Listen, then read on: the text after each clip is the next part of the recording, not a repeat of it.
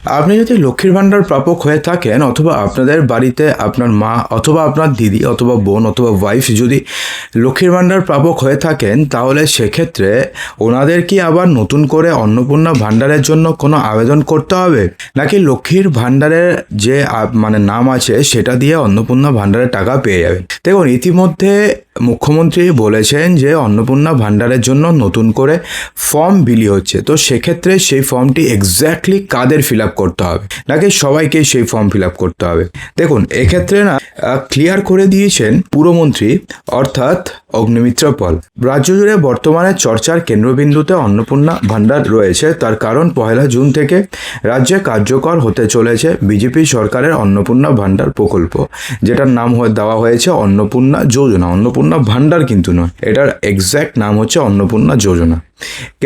প্রথম ক্যাবিনেট বৈঠক থেকে অন্নপূর্ণা ভাণ্ডারের ঘোষণা করেছিলেন মুখ্যমন্ত্রী শুভেন্দু অধিকারী। বিজ্ঞপ্তি জারি করে দিয়েছে নারী এবং শিশু উন্নয়ন এবং সমাজ কল্যাণ দপ্তর। তবে অনেকেরই মনে প্রশ্ন হচ্ছে, লক্ষ্মীর ভাণ্ডার প্রাপকদের কি নতুন করে অন্নপূর্ণা ভাণ্ডারের জন্যে অথবা অন্নপূর্ণা যোজনার জন্যে কি আবেদন করতে হবে?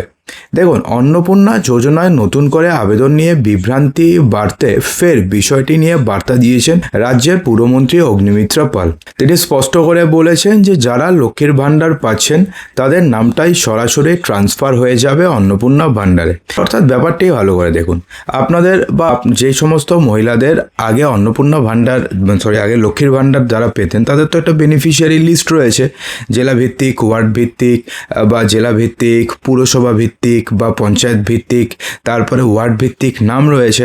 তো একটা লিস্ট রয়েছে, সেই লিস্ট অনুযায়ী যে লক্ষ্মীর ভাণ্ডার যারা পেতেন তাদের নামটাই অন্নপূর্ণা ভাণ্ডারে সেটা কনভার্ট হয়ে যাবে। এবং যেখানে আগে দেওয়া হতো 1000 টাকা বা 1500 বা 1700 টাকা করে, সেটাই এখন পরিবর্তিত হয়ে শুধুমাত্র অ্যামাউন্টটা চেঞ্জ হয়ে 3000 টাকা হয়ে যাবে। জাস্ট কাজ শুধুমাত্র এতটুকুনি রয়েছে, আর কিন্তু কোনো খুব একটা কাজ নেই। কিন্তু এখন ব্যাপারটি হচ্ছে, এখানে একটা প্রশ্নচিহ্ন থেকে গেল, সেটা হচ্ছে মুখ্যমন্ত্রীর কথায়। কারণ তিনি বলেছেন যে অন্নপূর্ণা ভাণ্ডারের জন্য নতুন করে ফর্ম ফিল আপ করতে হবে, কিন্তু কাদের করতে হবে, কবে করতে হবে, কি নাকি সেটা নিয়ে কিন্তু তিনি কিছু বলেননি। তো আগে শুনে নিন যে অগ্নিমিত্র পাল ঠিক কী বলেছেন। তিনি বলেছেন যে যারা লক্ষ্মীর ভাণ্ডার পাচ্ছেন তাদের নামটাই সরাসরি ট্রান্সফার হয়ে যাবে অন্নপূর্ণা ভাণ্ডারে।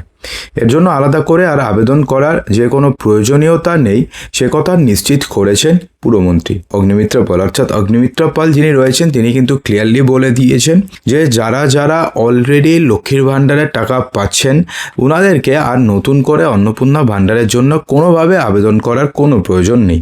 তাদের নাম সরাসরি অন্নপূর্ণা ভাণ্ডারের বেনিফিশিয়ারি লিস্টে চলে যাবে। কিন্তু সেক্ষেত্রে কিছু নাম বাদ যাবে। কাদের নাম বাদ যাবে, আপনারা এই নিয়ে আমরা অনেক ভিডিও করেছি, আপনারা হয়তো জানেন। যদি না জেনে থাকেন কমেন্ট বক্সে জানাবেন, আরও একটা ভিডিও করে দেবো। তিনি আরও বলেন যে আপনারা আগে 1000 টাকা, 1200 টাকা বা গত মাসে 1500 টাকা যাই পেয়ে থাকুন, আমাদের সরকার এবার থেকে সরাসরি 3000 টাকা করে আপনাদেরকে দেবে। এর জন্য কোনো আইসিডিএস কেন্দ্র অথবা কোনো ডিএম অফিস অথবা কোথাও আপনাদের যাওয়ার বা কোথাও গিয়ে আপনাদের আবেদন করার এবার কোনো ফর্ম জমা করার কোনো প্রয়োজন পড়বে না। কারণ সবাই অনেকে রয়েছে যারা আইসিডিএস কেন্দ্রে গিয়ে ভিড় করছে, ডিএম অফিসে গিয়ে ভিড় করছে, এসডিও অফিসে গিয়ে ভিড় করছে। এই সমস্ত কিচ্ছু দরকার নেই। জাস্ট আপনাদের নাম সরাসরি অন্নপূর্ণা ভাণ্ডারে কনভার্ট হয়ে যাবে এবং আপনারা প্রতি মাসে 3000 টাকার পাওয়া শুরু করে দেবেন। দেখুন, নাম স্থানান্তরের জন্য প্রয়োজনীয় ভেরিফিকেশনের কাজ সরকারি দফতর করবে। সাধারণ মানুষকে এর জন্য কোথাও ছুটতে হবে না, যা করার সমস্ত কিছু সরকারি দফতর করবে, পরিষ্কার করেছেন পুরমন্ত্রী। রাজ্য সরকার তরফে জানানো হয়েছে যে 1 জুন থেকে এই প্রকল্পের আওতায় যোগ্য মহিলারা প্রতি মাসে 3000 টাকা করে আর্থিক সহায়তা ডাইরেক্টলি ওনাদের ব্যাংক অ্যাকাউন্টে ডিবিটি অর্থাৎ ডাইরেক্ট বেনিফিট ট্রান্সফারের মাধ্যমে পাঠানো হবে। তবে এই প্রকল্পের সুবিধা কারা পাবেন না হচ্ছে রাজ্য এবং কেন্দ্র সরকার এবং কোনো রাষ্ট্রায়ত্ত সংস্থায় স্থায়ী চাকরিজীবী অথবা পেনশনভোগী যদি কেউ থাকেন, যিনি জব করছেন অথবা পেনশন পাচ্ছেন, ওনারা পাবেন না।